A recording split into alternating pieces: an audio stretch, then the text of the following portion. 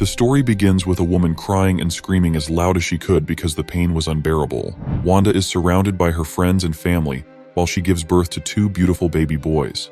Doctor Strange congratulates her while Vision says, "This is a glorious day, but something isn't right," and someone asks her to put it back. It was Professor X who tells Wanda that she has no children and that there is no one inside this room beside him and her. She made it all up using her powers. Wanda drops to the ground and starts crying while everything in the room disappears and reveals the gruesome truth that they were all alone. She is overwhelmed with grief, saying, "I killed them. I killed the Avengers. I killed my husband." Magneto visits the professor and asks him how it went, because he heard the screaming. Charles is worried and says that every time his daughter uses her powers to alter reality, she loses more of her grasp on reality, and they can't control her for much longer. Magneto blames himself for ruining his children's lives, saying that because of him and his war against the humans, he destroyed whatever hope they ever had for a decent life. He levitates and slowly flies away into the ruins of what was once the beautiful nation of Genosha. The story then jumps to New York City with Miss Marvel, the Falcon, and Wonder Man arriving at the Avengers Tower. The 3 of them are curious as to why they were called to come here, and remark it would have been much easier to fly than walk. But they weren't the only ones who were asked to come to the Avengers Tower. The X-Men also arrive and are greeted by a shocking sight. Every member of the Avengers team was waiting for them, and in the middle of all of them was Professor X. Back on Genosha, Wanda's brother, Pietro, argues with his father, saying that the Avengers and the X-Men have gathered in New York City to talk about the fate of his sister. He says they want to kill her and asks his father to do something about it. But Magneto was out of options and hasn't got a clue what to do with his daughter. Emma Frost is straightforward and tells everyone that they need to kill her. If she keeps altering reality and loses control like she did 6 months ago, she might put the entire world in danger. But Captain America opposes this decision, saying that there is always another way.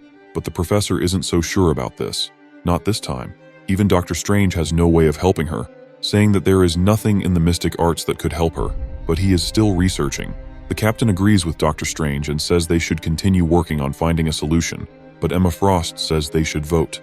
She is worried because if the people found out that a mutant killed the beloved Avengers 6 months ago and she was out of control, the world would turn on them even more. The captain remarks that Wanda is an Avenger, and it's ultimately the Avengers' decision. The Avengers vote to keep her alive for now, and Wolverine asks how many more of them need to die before they snap back to reality. They do decide, however, to go to Genosha and talk to Wanda to see for themselves if the situation is really this bad. They travel to the island but are greeted only by the ruins of what used to be a beautiful, safe place for mutants. The professor leads them to the building where Wanda was sleeping, but the place was abandoned. She wasn't there anymore. Someone moved her, but Emma Frost senses she is nearby. The heroes fly towards an abandoned church that was in ruins, while Doctor Strange remarks that every time Wanda uses her powers, she creates mystic patterns, but this time he wasn't feeling anything here. Just like in the building, the place looks abandoned, and there is nobody here. Out of nowhere, a powerful white light engulfed everyone and everything, and there was a moment of complete silence. Moments later, Peter Parker wakes up in his bedroom apartment, but something was very off. Someone was sleeping next to him, but it wasn't Mary Jane. He was married to Gwen Stacy, even though she was supposed to be dead. On the other side of New York City, Captain America was now over 100 years old and leaves his home, while some kids recognize him. Something happened on Genosha, and everyone's lives have changed. Scott and Emma Frost were now married and had just woken up. They eat breakfast together and talk about their lives, while having no memories of their previous lives or how they got here. This world was vastly different from the normal world. Here the mutants were the majority and controlling the world, while the normal humans were the oppressed people and called sapiens. In this reality, Wonder Man was a very famous movie star, while Miss Marvel was a superhero catching bad guys. Kitty Pryde is a junior high history teacher, teaching young mutants who was the first ever mutant. Luke Cage was just a normal human, but an underworld crime boss living in Hell's Kitchen. Wolverine has a nightmare where he is haunted by memories of his past traumas while he was still in the Weapon X program, but he wakes up to a beautiful sight. A beautiful redhead was beside him in bed wishing him good morning, but he panics and attacks her. Logan is now part of S.H.I.E.L.D.'s elite Red Guard and is romantically involved with his fellow agent, Mystique. He was flying inside a giant helicarrier several miles above New York City, but unlike his fellow X-Men, something was different about him. Logan remembered everything. All of his past memories were still intact, and he remembers what happened on Genosha. He wonders what happened to the professor, thinking that Magneto and Wanda were behind these events. and decides to jump off the helicarrier, dropping all the way from the sky and crashing on one of the buildings below.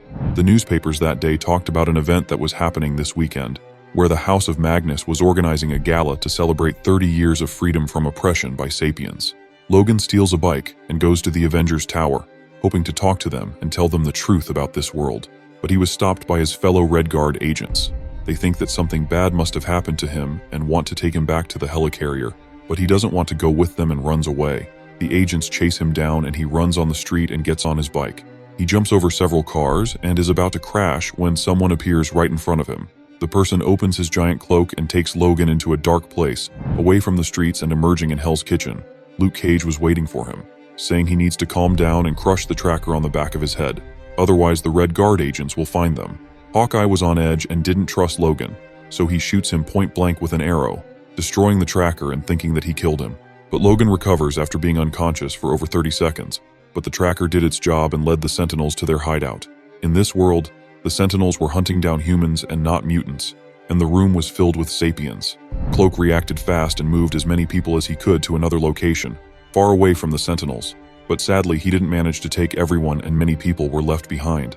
Logan tells Luke Cage the truth about this world and what happened on Genosha, and he believes him.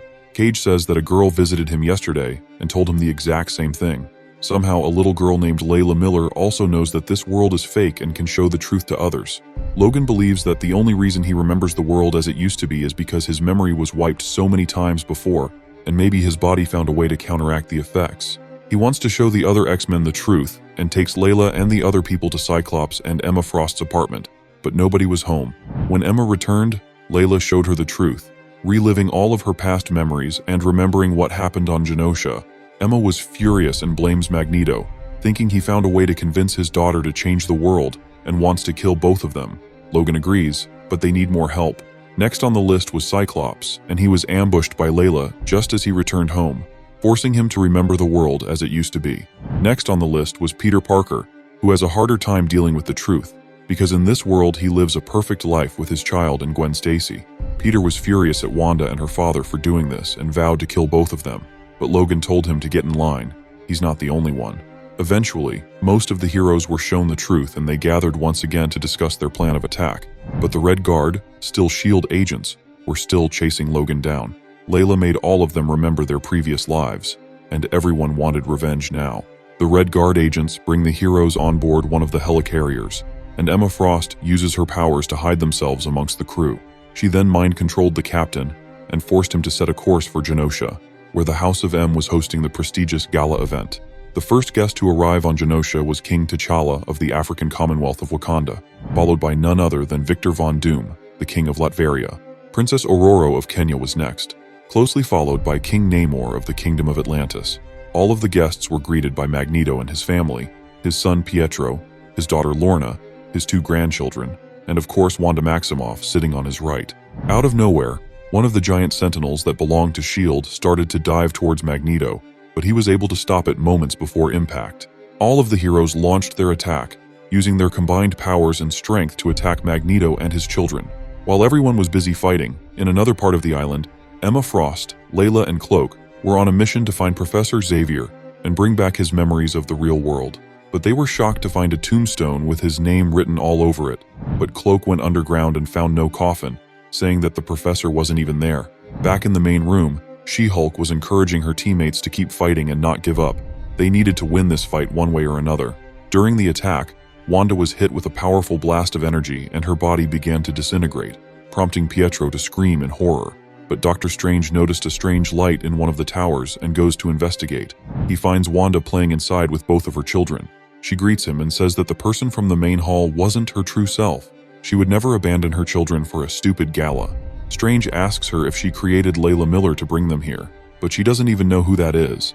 He wants to know what happened to Professor Xavier and how Magneto convinced her to change the world like this.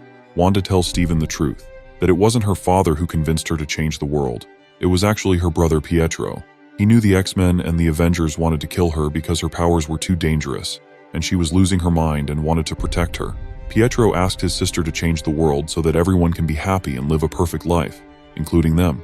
Emma Frost tells Doctor Strange to ask what happened to the professor because they couldn't find him anywhere. But before she could answer, Hawkeye shot her in the back with his arrow. Barton was angry because Wanda killed him several months ago when she lost control the first time, and demanded to know why she did it. But one of Wanda's children begins to scream and kills Barton once again, disintegrating his body completely. Wanda tells Stephen that she didn't mean to do it and that she only wanted to protect her children. She can't control her powers anymore. Meanwhile, Magneto finds Emma Frost and Layla hiding and asks them why they are bothering his family. But Layla shows him the truth, bringing back all of his memories. Magneto had no idea that Pietro convinced Wanda to change the world in his name, and comes back enraged. He loses control and attacks his son using pieces of metal from the Sentinel, killing him in the attack. Wanda begins to scream her brother's name and flies directly towards him, removing her father's mouth to prevent him from talking. She uses her powers and brings back her brother from the dead, and then hugs him tightly. Wanda tells her father that Pietro only wanted for everyone to be happy, and blames everything that happened to them on him. She calls her father arrogant, saying that just because they are mutants, he thinks they are better than everyone else and deserve to rule. She gave him this world, and even when he got what he wanted, he was still a horrible man. Wanda says, they are not gods, but freaks, mutants, and he chose the mutants over his own children. And then Wanda uttered 3 words, no more mutants. She started powering up and everyone prepared for the worst, expecting her to lose control and do something drastic. What followed next was a powerful explosion that annihilated this world completely, and everything was engulfed in a white light once again. Moments later, Layla Miller wakes up in her bedroom apartment alone and opens the window to take a fresh breath of air. Peter Parker wakes up in the Avengers Tower while Mary Jane drinks her coffee next to his bed, but he was sad because he missed Gwen Stacy. The Avengers organize a meeting once again to discuss what just happened. Even though everything seemed to be back to normal, not everyone remembered what happened. Iron Man can't remember anything, and Miss Marvel is just happy that things are back to normal. But Doctor Strange arrives and says, not quite. Back at Xavier's school for gifted youngsters, Emma Frost wakes up outside in the grass. She runs inside, passing the other X-Men, running towards the basement directly where Cerebro was located. She goes inside and puts on the headset and begins to cry in shock. Cerebro was created to locate mutant activity all over the world, but the map only shows just a few bright lights. Cyclops and Beast ask Emma to search for Wanda and Professor Xavier, but she can't find them anywhere in the world. The mutant population used to be in the millions, but now all of them just disappeared from the map. But they weren't dead either, just not mutants anymore. All of the students at the school were in great shock after discovering that they had completely lost their powers and were just normal human children now.